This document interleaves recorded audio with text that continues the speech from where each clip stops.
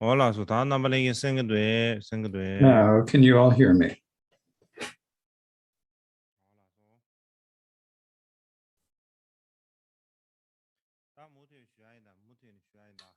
Now I will continue.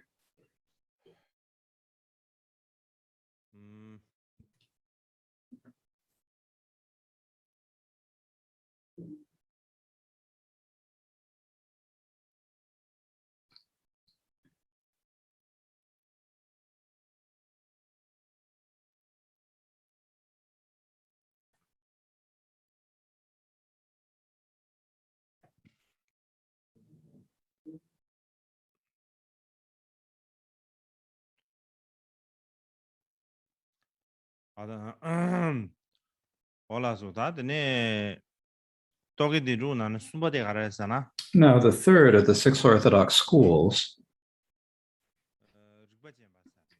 is the Nyaya school. So good. Now, there are different spellings for it.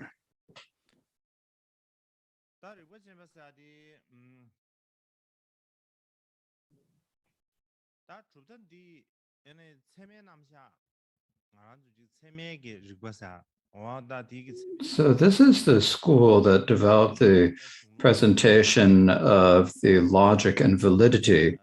So it's like the ancestor or the root of all the Indian logical traditions. So they're called the Nyaya, or the logical school. So in Sanskrit, it's called the Nyaya Vidya, or the logical knowledge. But when we say logical knowledge, in Tibetan, it's not. It is not convenient. So it's shortened into Tibetan into Rigpa Chempa. It is said. Now, the founder of the Nyaya is traditionally said to be the sage Gautama. Now, the sage Gautama and another sage named Akshapada are sometimes said to be the same and some to be said different. There are people who say they're the same and people who say they're different. There are two schools or two camps. So generally, among the ancient sages, there are three well-known ones who are known by the name Gautama. The first one was the one who first compiled the sutras, began the tradition of sutra literature. The second is the founder of the Nyaya school. And the third is our teacher, the Buddha Bhagavan, who is also called the Gautama. So when we use the name, it is important for us to understand which of these people we're speaking about. It's now when we say Gautama, we're not referring to our teacher, the Buddha.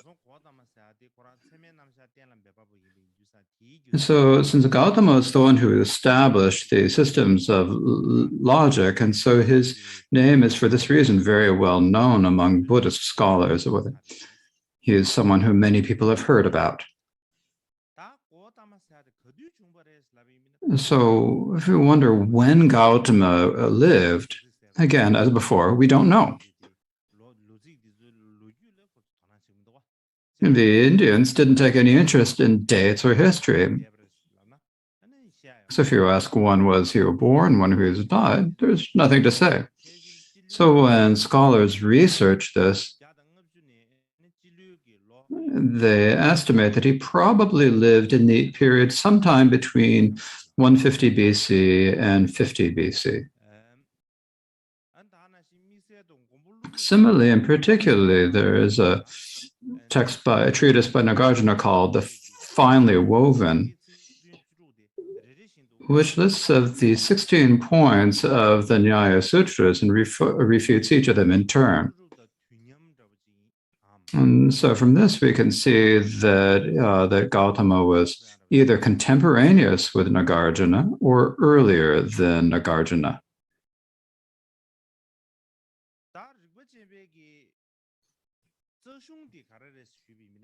So what is the basic text or the fundamental text of the Nyaya school?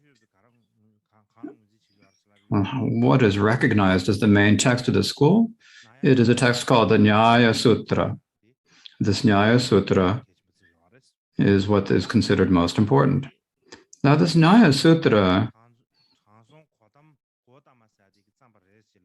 is traditionally said to be written by the sage Gautama, and it has 538 stanzas and 5 books. And the earliest commentary on the Nyaya Sutra is the commentary on the Nyaya Sutra from the 5th century.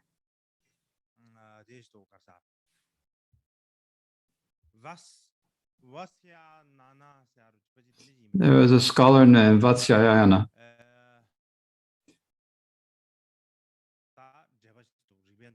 So there's his commentary on the Nyaya Sutra. So that was the earliest commentary.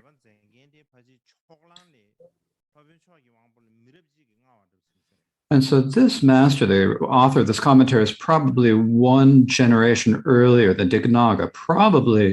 He probably lived at the same time as Master Vasubandhu, and he was a great master of logic. So the text on logic began among the non-Buddhists in the Brahmanical traditions, and gradually they spread into Buddhism. And after the 5th century, within the Buddhist tradition, the traditions of logic and validity spread very widely among Buddhist traditions as well. And this is primarily because of the influence of the masters Dignaga and Dharmakirti. These two, you could say, they're the early logical masters, the earlier masters on validity.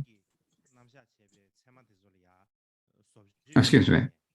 So these two basically refined and made a new they refined the teachings on the logic from the earlier logical traditions, and they wrote new commentaries on validity. So they are known as the later masters of validity. So now, if we look at the positions of the modern Nyayas, their positions are different than the early Nyayas, whose positions were described and refuted by Dignaga and Dharmakirti. And so this shows that in the meantime, between them, there was a great influence of the Buddhist validity logic. In particular, there was Dharmakirti, and even more important than well-known than Dharmakirti was Dharmottara, who wrote a commentary on the Dharmakirti's ascertainment of validity, which had a very great influence on the Nyaya tradition.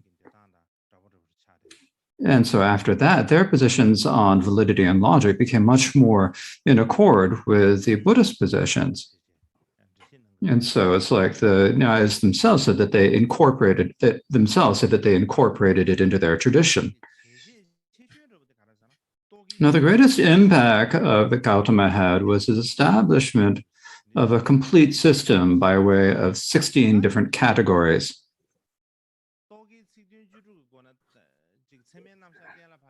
Now, this establishment of complete system and of logic and philosophy by way of 16 different categories wasn't just making a new intellectual tradition. its primary aim was to realize the suchness of the real nature. And so this is why he made this presentation. And in particular, the most distinctive feature is the presentation of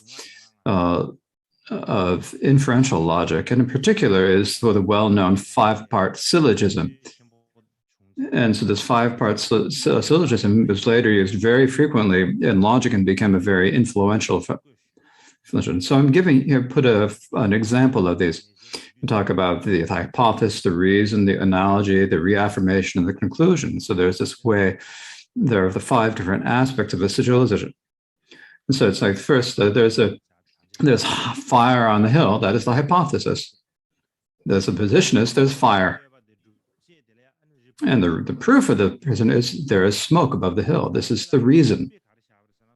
And now the analogy for this is wherever there is smoke, there is fire. Like, for example, like in a kitchen. The kitchen is the analogy. And then the reaffirmation is saying there's smoke on that hill.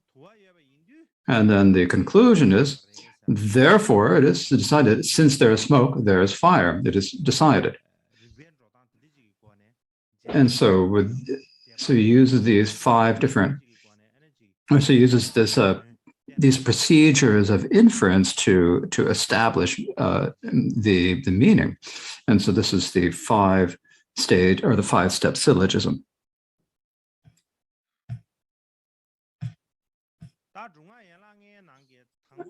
Now, if you take away either the first two or the last two of the five-step syllogism,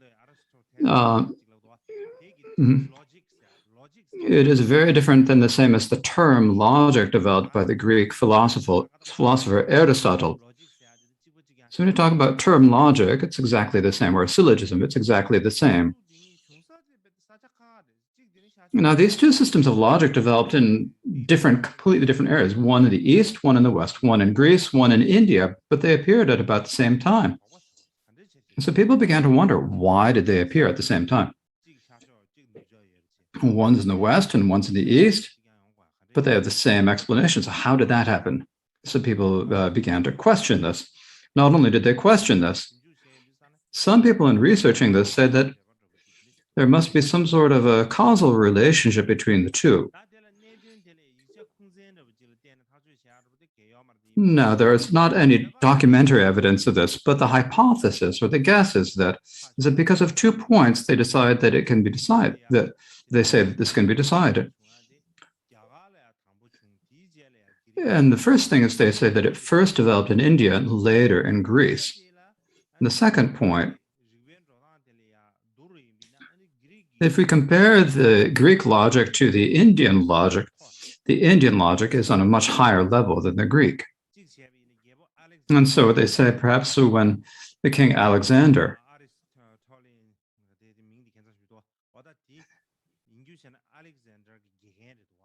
so Aristotle was actually Alexander's tutor.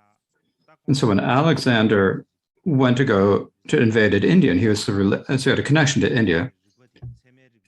And so the logic was taken from the five-part syllogism, was taken from India, and then his tutor studied it, they said. And then the teacher himself, Aristotle himself, he was very intelligent. And so he completed it and make it even and improved it. So there are some people who say this.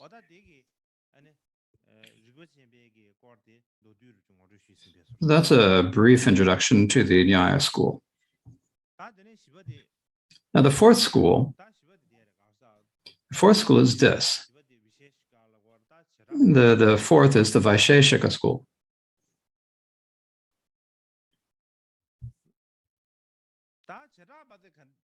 Now, the Vaisheshika school arose because if you think about the yoga school, for example, the yoga school saw that in the Samkhya school, there is no position of a god. The Samkhya school said that there's no proof that there is a creator God. And so people, the way people saw it, people thought they don't worship God, they don't have a God. And so for that, then people had that feeling. And so for that reason, there weren't so many supporters of the Samkhya. And so what the yogas added the idea that there is a God. And so they added a postulate to the Samkhya school. Similarly, what the Vaisheshika schools saw the faults in the Nyaya, and they rectified this and added some points of their own and became the Vaisheshika school. Now, traditionally, it's said that the founder of the Vaisheshika is the sage Kanada. Now, he has other names, the Kanabuj or Kanabaksha. So these are names he's called by as well. So he has several different names. And another name is called the sage, the owl sage, or Ulukpa. Now, the reason why he's called the six-center grain eater is that when the sage himself was practicing austerities, this is something that the non-Buddhists often practiced, austerities and ascetic practices. And when he did it, he would subsist on others' leftovers. He'd always go looking through the trash, looking for the seeds and grains in other people's, in other leftovers, and so he'd eat those. And because he ate these small bits of food, he was called the small bit or the ecosystem. Now, the reason why it's called the owl school is the Buddhist scholars say that he determined it 6 categories because of an owl's hooting. This is the Buddhist scholars say this, but the Vaisheshika do not say this. They say that the name Upawa it actually comes from the name of his clan, the Uluka clan. There's no discussion among the non-Buddhists of him being called Uluka because of establishing the 6 categories because of an owl hooting. Now, there's also people say that the word kana in his name means an atom, and since in his school they say that the external world is made entirely of atoms, his name means a proponent of atoms.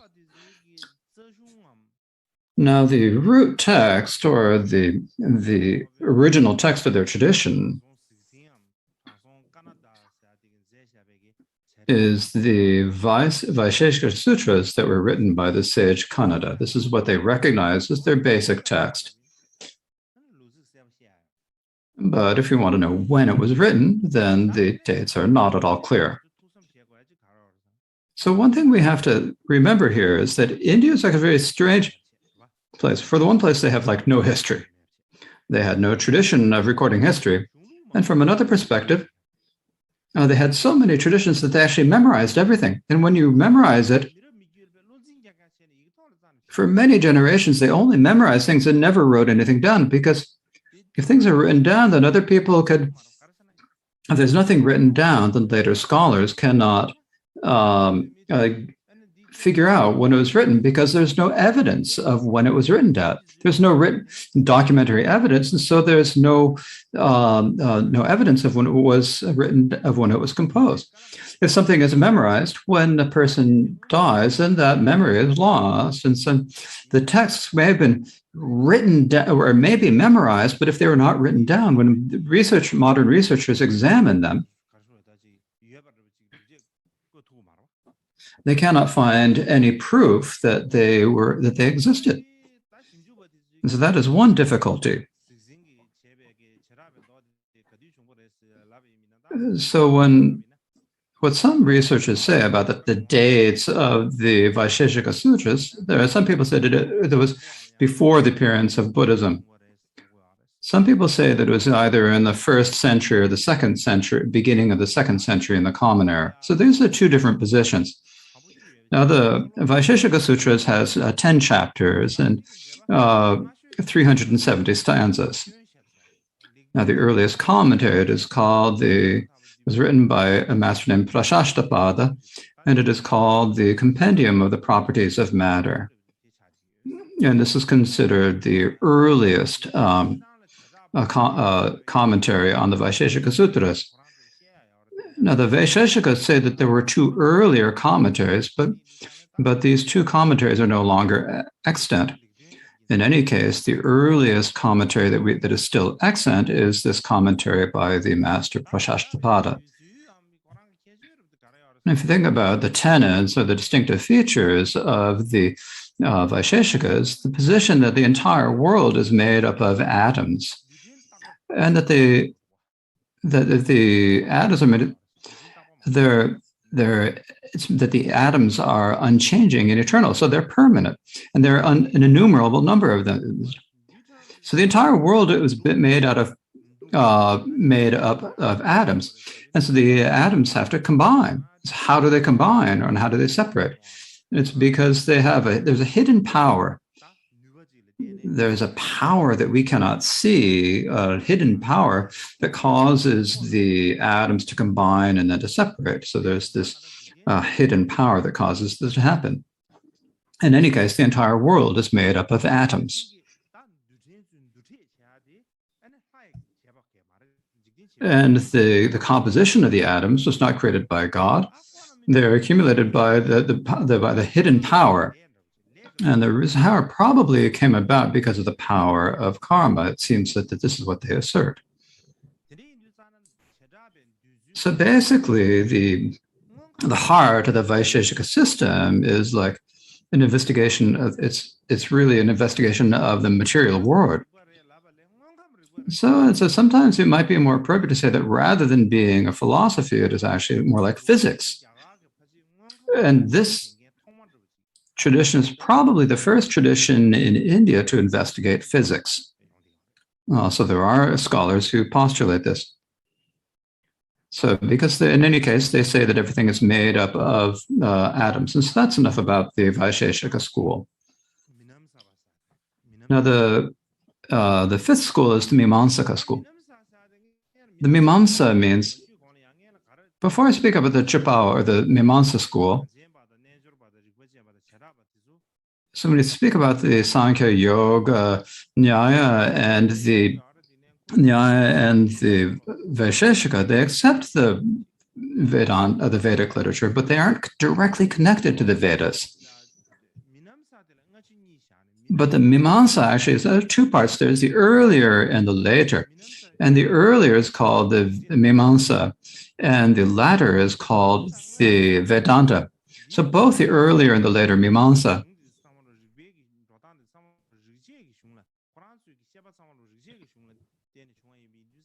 all of their explanations come directly out of the Vedic literature. So within the Indian history of literature, they're considered the most orthodox of the orthodox views.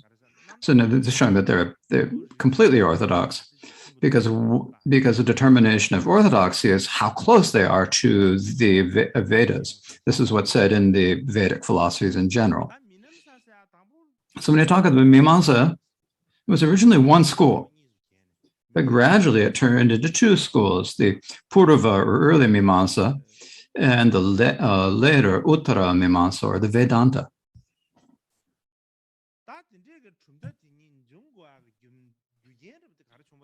Now, so what are the causes that made these two schools develop?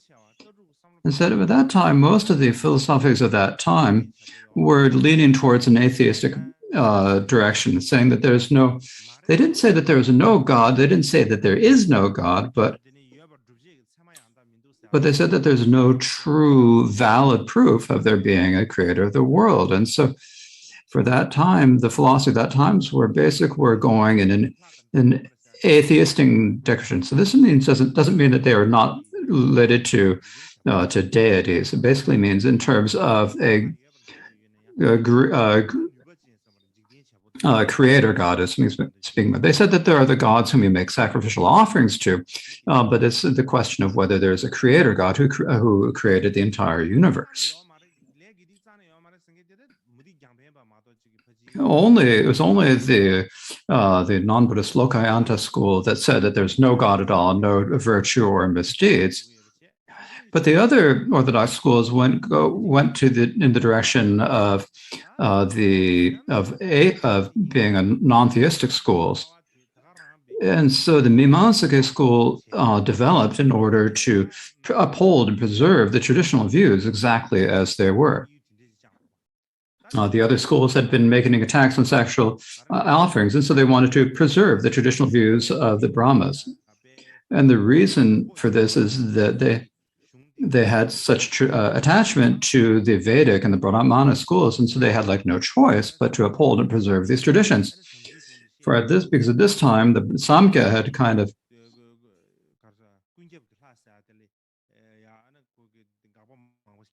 made many refutations of the idea of a Brahma or a creator god in the Brahmanic philosophy. The Buddhists had said that they eliminated the distinctions in the caste and taught that rituals were meaningless. And these were both very influential. And so, for that reason, in that period, the Mimamsa put a lot of effort into proving their position. And where they mainly put their efforts was in the rituals. They explained why the rituals are so important. Now, and then later, the Vedanta primarily put their focus onto the philosophy of the Vedas, stating that there's a world that has a creator and so forth. And so later, the Vedanta school, which preserved and propagated the meaning of the old Upanishads, and it became like the ancestor or the mother of all modern Indian or Hindu philosophies. So you can say that all the Hindu philosophies come out of that. So first, when we're speaking about these, the early Mimamsa, the first of the two Mimamsa schools, the early Mimamsa schools, if you wonder who was it founded by, it was founded by the sage Jaimini. So Jaimini was his name. Sage Jaimini. Now, if you wonder what were his dates of his birth and death, again, we can't say anything about it. Traditionally, it is said that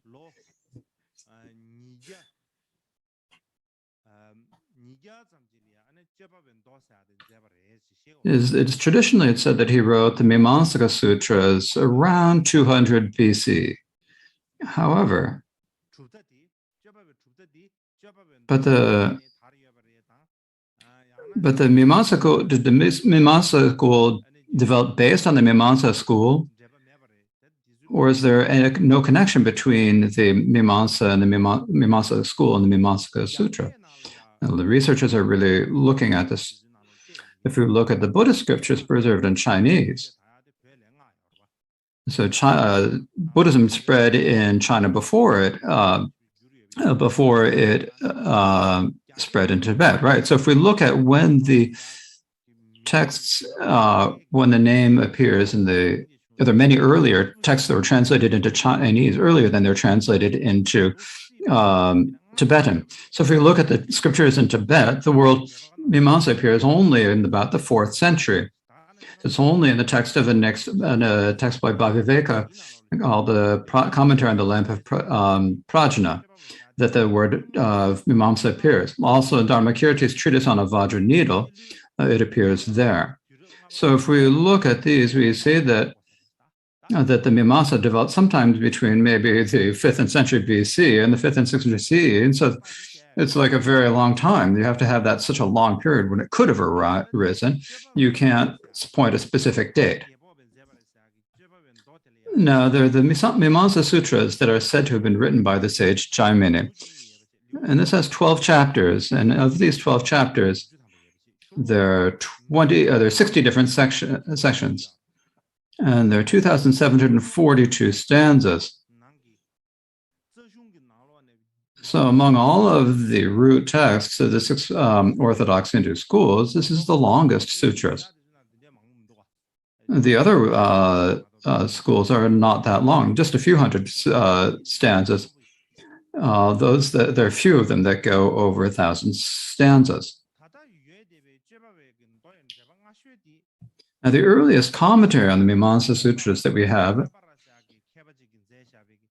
is one by a master named Shavara called the Shavara Bhashya, the Shavara commentary.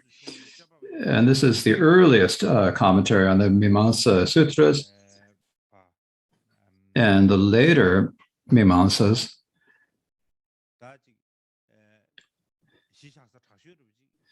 used him as the greatest source and greatest basis for their own commentaries. Now, this commentary makes a very clear differentiation between the Mimamsa and the Vedanta, because originally the Mimamsa and the Vedanta were one school, but gradually divided into two. So it is in this commentary that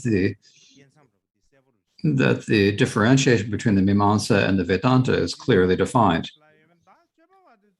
Now, the tenets of the Mimamsa school is that primarily is that everyone has a responsibility, and what that responsibility is to practice the rituals taught in the Vedas. We absolutely must practice the rituals taught in the Vedas.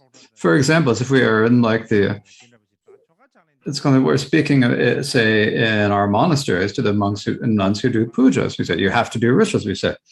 So, for example, within the Vedas, there is a lot about rituals and practices. And it also, the Mimamsas also explain what are the reasons for them, the Vedic rituals. And it encouraged people to engage in the practice. So in this respect, in terms of the philosophy, there's not a whole lot to say about the Mimamsa school. And it might be more appropriate to call the Mimamsa a ritualist school than to call them a philosophical school. But in terms of a profound philosophy, it's like they didn't really reach out to make a deep inquiry.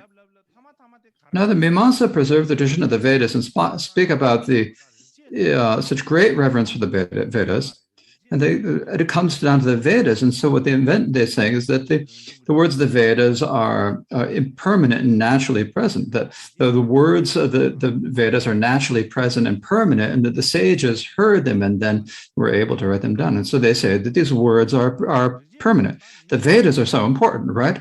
And the words don't have an author. They're just natural words that people heard. And so they propose that words are permanent.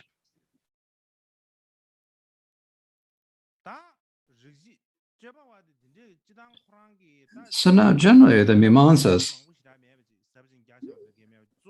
may not have so many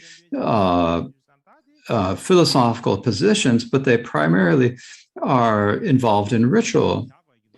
So what is the reason why they're considered one of the 6 Orthodox schools? It's because even though in terms of their philosophy, they didn't do any great inquiry, but their way of explaining the meanings of the text was really particular. The way they would explain them is that first they would explain the meaning of the text, and then they would bring up all of the different questions and doubts. They'd present all of the doubts, and then they say there are this logic that refutes the objections, and then they present the reasons for proving. In our Tibetan text, we speak about presenting your own tradition, refuting other traditions, and proving the position in Buddhist text. And so it's very similar in the Mimamsa. And so they have this way of explaining texts in a similar manner.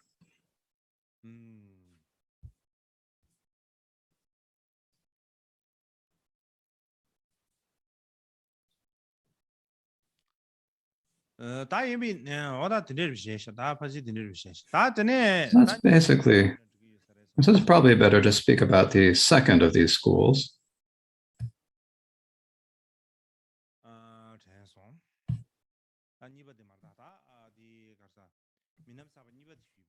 The second Mimamsa school, the second branch of the Mimamsa, and this is among the 6 Orthodox schools, is the 6th, the Vedanta. Now, the founding of the Vedanta, the conditions for its founding, is at first the Mimamsa and the Vedanta were one, and later they split into two, as I mentioned before, right? And the Mimamsa primarily were based on the four Vedas, the Brahmanas, and the Brahmanical literature, and they primarily investigated these. And for these, they're called the early or early Mimamsaka school. So you call them the early. You can call them the early Mimamsaka, or you can call them the ritual Mimamsa or karma Mimamsa. Now the Vedanta. Among the Vedic literature, the Vedanta school primarily explained the philosophy in the Upanishads, or the section on wisdom in the Upanishads, and so they're called the later Mimamsa, or the Jnana, the wisdom Mimamsa. And so those who are examining wisdom. In particular, the Vedanta are also it had a great inquiry into Brahma, or the logic of Brahma. And so they're also called the Brahma Mimamsa, the analyzers of Brahma. So basically, in brief, as I mentioned before, the Mimamsa and the Vedanta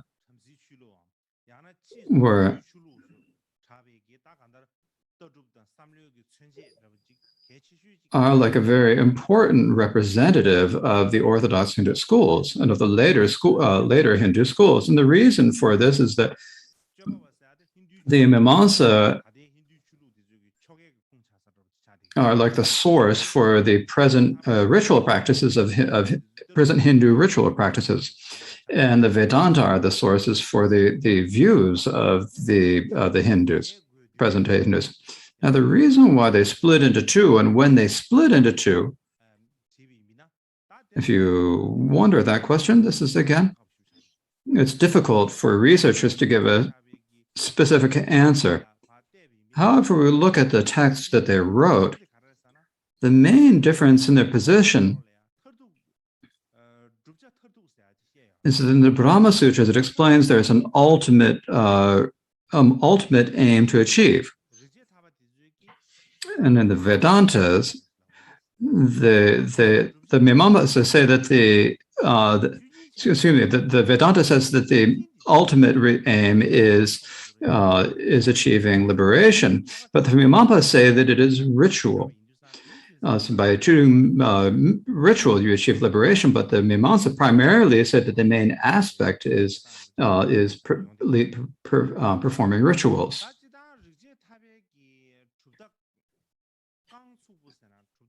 So basically, when you talk about the time when, and the Vedantas take the philosophy as its source, the ultimate liberation of humans. And so it's probably around at the beginning of the first millennium that the Vedanta appeared. And its founder was probably a sage named Badarayana. It's called Badarayana. Another name for him is Vyasa.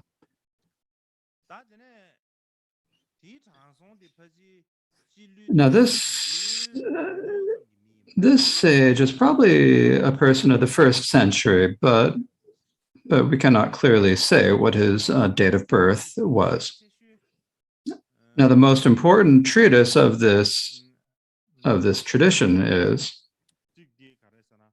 one of them is called a text called the Prachannapada, the treatise on scriptures, and it's written by a master named Gaudapada. And so later there was another well-known Vedanta scholar. He was in fact one of the most well-known masters in all of India, and he's called Adi Shankara. And so so Adi Shankara basically determined what the meaning of the Brahma Sutras are and developed a new school called the Advaita Vedanta, the non-dual Vedanta.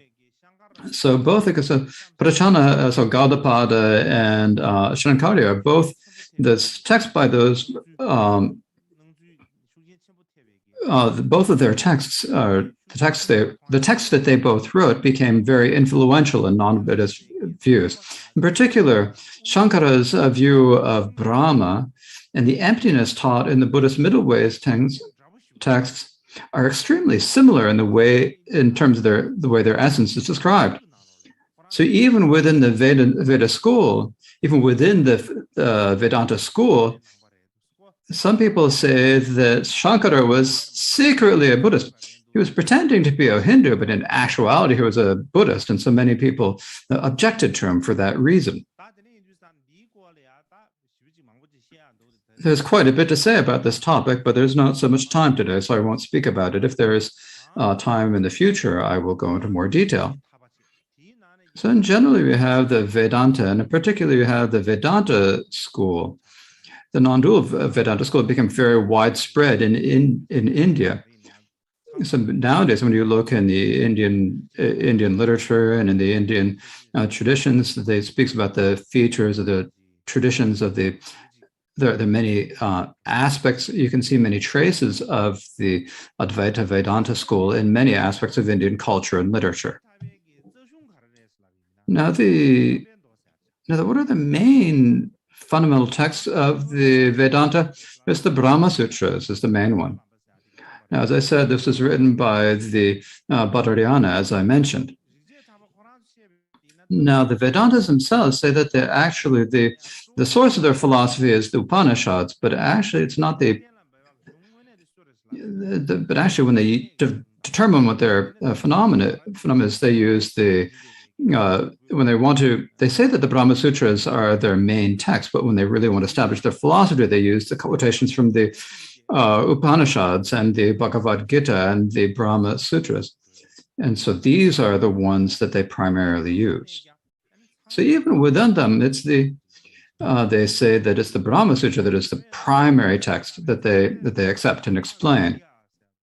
And so within this, there is the awareness of Brahma, awareness of Brahma Vidya, which is like they recognize the essence of their school and they primarily investigate that. Now, the Brahma Sutra has 4 different chapters, and each of these has 4 internal sections. And it has a total of about 555 stanzas. And the time that it was developed is probably the latest of the six Orthodox schools. It appeared in the Common Era already. Now, I've been speaking about the before Common Era and Common Era, but I think there might be some who don't know the difference between the before Common Era and the Common Era, because many of our Sangha members haven't gone to schools, and they probably don't know what the before Common Era and the Common Era is. So for that reason, I will describe the difference between the before Common Era and Common Era tomorrow. So if you think of the word Vedanta, this word is present before.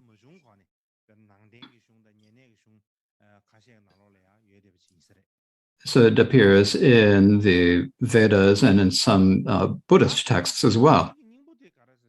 Now, the main positions, the main tenets of the Vedanta school is that they say that there's an all-pervasive God. So the entire world in the actual basic, the actual nature is Brahma. Everything arose from Brahma. Their origin is within Brahma. They arise from the expanse of Brahma. In the end, they dissolve back into Brahma. So if you say Brahma, when you talk about Brahma, it's not not identified as like some sort of individual God. It means like the nature of things. The entire world arises from the expanse of Brahma. So what the Brahmas say is that you've got the knowing Purusha, the self, and you've got the primal nature, and that they are separate in nature. They are 2 different things. And so they refute that. They object to that. And the Vaishakas say that everything is made out of atoms. They also object to that. And what the Brahma says that they are not separate entities, but they are one in essence. The nature of all phenomena is, we say that the nature of all phenomena is the empty dharmadhatu. Similarly, we say that the nature of everything is emptiness, and they explain that everything is Brahma by nature. And these are actually very similar.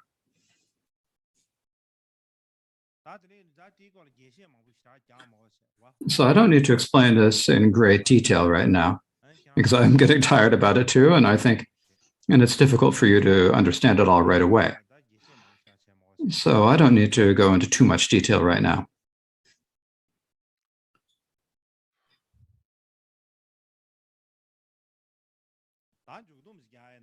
So I'm going to give you a summary here. It's not right if I wouldn't be right if I didn't give you a summary. So I'm going to give you a summary, and that'll be enough for the 6 Orthodox schools. Now, to give the summary, I've given basically brief introductions to all of the 6 Orthodox schools. But in terms of their tenets, I of course studied a lot. But if I explain it, I have to teach more. But if I would explain more, teach more, there's not time. And if I teach it in brief, then you won't understand. So it's better not to say. So I haven't really said much. But if you kind of summarize their main points, the Samkhya school says that they identify the 2 basic constituents of all of the world and all phenomena. They say that all phenomena arise from these 2 basic constituents. The Yoga school says that there is a great Ishvara, creator God, who transcends all things. And then the Nyaya school determine what the nature is primarily through valid logic. And they developed a new logical system. And the Vaisheshika school said that the entire world comes from many permanent atoms. And the Mimamsa says primarily that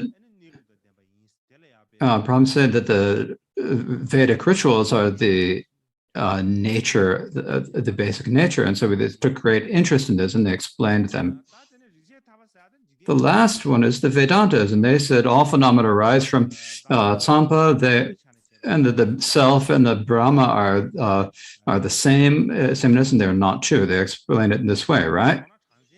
So basically, when you talk about the Samkhya and the Yoga school in the actual meaning, they're generally the same. And in the Yoga Sutra, they basically accept all of the logical positions taken in the Samkhya school. And then in addition to that, what they add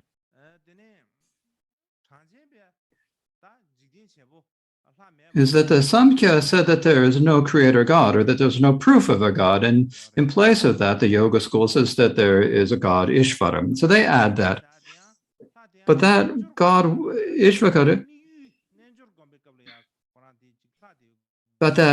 Ishvara, is basically a focus of their meditation on the nature, but they don't give a great detailed philosophical presentation of the nature of that God in a logical fashion, in a profound way. And so for that reason, there are very few disagreements between the Sankhya and the Yoga. In actuality, they're like this. They're like their older and younger siblings. Now, the Nyaya, what they are, when you look at the Nyaya schools, so they're always only speaking about logical texts. They're always talking about the presentations of validity, but in actuality, their aim is they're striving towards a liberation. So in actuality, they become a philosophy. Now, the Vaisheshika schools, they say that everything is composed of atoms. So their explanation is basically physics. It's not really a philosophy. And so in addition, later, the Nyaya and the Vaisheshika basically became one tradition. Now, the Mimamsa and the Vedanta, with the Mimamsa, first of all, they took interest in rituals. They emphasized rituals. So they only emphasized rituals. And so it's difficult to say that they're a philosophical tradition. The Vedanta determined the meanings of the philosophies from the Upanishads. So basically, when you look at this, the name, there are 6 different philosophies, 6 orthodox schools. But in actuality, when you look at it, when you look at the actual, there are only three really philosophical schools. The first is the Samkhya and the Rinpoche, and both of these have really a very strong view of a non-theistic view, where they don't assert a creator. And since because they're coming close to an atheistic point of view, and so the ones that are really accord with the Vedas and say that there is a creator God, the one that is the orthodox view, if you have to present, it's really only Vedanta that you can present as being an orthodox view. And so for that reason,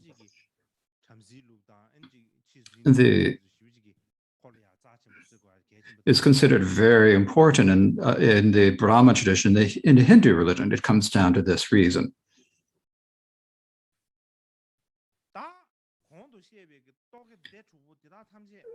Now, if we think about these, did these six schools appear before Buddhism? Now, so I'm speaking about the six Orthodox schools before the Buddhists. So you might think to yourself, oh, they must have appeared before the Buddhists. But actually, there's no certainty in that. It's not definite. There is a Japanese scholar named Kimura Taiken. And what he says is that the Vedanta and the Yogas and the Vaishashika and the Nyaya all show traces or influence of Buddhism. And so for that reason, most of the six Orthodox schools appeared after the original forms of Buddhism appeared. He says this may be said. So this is his said. When we talk about original Buddhism, I will speak about this tomorrow. So what do we mean when we say original Buddhism? I'll speak about this tomorrow.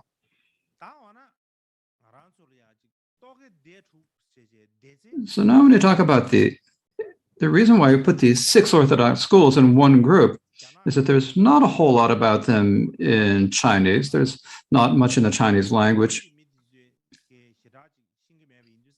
And the Japanese scholars also do not know so much about them. So basically, in our traditional ways, whether in China, we often talk about the six non-Buddhist teachers. There are very few who speak about the six philosophical schools. And it's a similar situation within our Tibetan Buddhism. There's no single group for the six Orthodox schools. We speak a lot about the Charvaka and the Nyaya and so forth, but they're all kind of separate. They're kind of like fragmented. And they're not brought together as one group and called the six Orthodox schools. So to bring them into one section, so bringing the six into one group is something that developed only in modern times in India, only in the last few centuries, as I'm explaining it now, as I'm saying. In the past, there were people who talked about these six Orthodox schools, but the way they were grouped and the way I'm explaining it now is very different. The way they explained it is very different from how I'm explaining it now. And so they had a different way of ordering the six schools. However, later, in the Indian histories of philosophies and when scholars explain the Brahmanical philosophies, they speak primarily about the six darshanas, the six Orthodox schools. And so for this reason, I think there's we have no choice but to take some interest in them as well. So for these reasons, in order to make it easy to explain, I've given you this presentation of these six Orthodox schools. So that is basically it for today. So now I've spoken about the six Orthodox schools, and it's difficult to speak about six great philosophical traditions in one day, but I have just, plowed through it as much as I can. Now, our schedule has changed a little bit, so I think that I need to explain it again. So tomorrow is the 7th of September. So since tomorrow is the 7th of September, we will have a teaching tomorrow on the 7th. On the 8th, we will have a day off. We will have teachings on the 9th and 10th. On the 11th, we will have a day off. And we will have 2 more days of teaching on the 12th and 13th of September. Originally, the plan was to finish on the 12th, but we need to extend it by 1 day.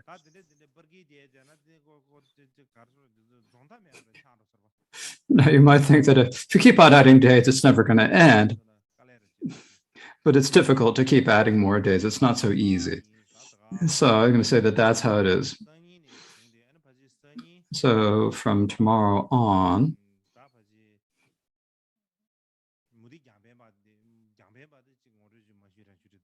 I have to give an introduction to the non-Buddhist Lokayantra Charvaka schools, then also to the Jain school. And then after I introduce these 2, then I'll begin to speak about the Buddhist school. And so there'll be 4 or 5 days to speak about Buddhism, and I will say as much as I can during those 5 days. But I'm not going to rush through it, because we don't always have the opportunities to do it. So if I'm to rush through it now and don't say the things that need to be said, then it's kind of a bit of a loss. So I won't rush, and I'll go through and take the time to go through it. Eventually, we need to speak about mantra, but we have to get there first. And the way I'm working is I'm going like a turtle. Like a turtle goes slowly. And so it's like it's never going to get to mantra. Now, the topic eventually is going to, the aim is to speak about, the original aim is to speak about mantra, but there's so much to say until we get there. There's so much background history that needs to be taught. Now, originally, I thought about speaking in a very simple way, but then it got more complicated and more and more. And so now I'm just having trouble stopping myself. So I've basically spoken about the non-Buddhist subjects, and so I think we will begin with Buddhism tomorrow.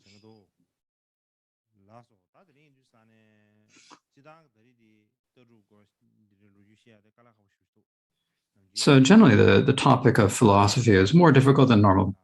You have to read a lot of texts, and the sources are in so many different languages, in English and Chinese and Japanese and so many other languages. And I have to dig through them, all of them. And some of them I can handle, and some of them I can't do it. So I have to always have to ask other people for help. And so I haven't had a minute to rest. And so for that reason, when I'm teaching this, I'm only saying a little bit. When I prepared, there's a whole lot that I had to prepare. And even in terms of the amount that I prepared, it's basically about if I could present even 50% of what I prepared, I couldn't even do that. So now we will recite the dedication prayers.